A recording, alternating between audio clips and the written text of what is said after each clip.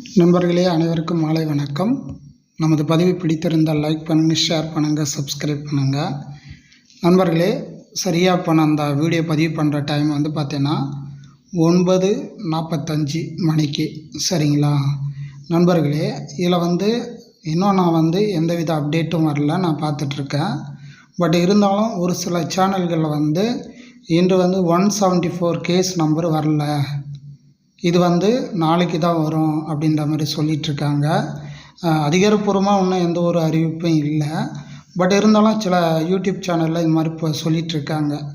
இதற்கான காரணம் என்ன அப்படின்னு தெரியவில்லை.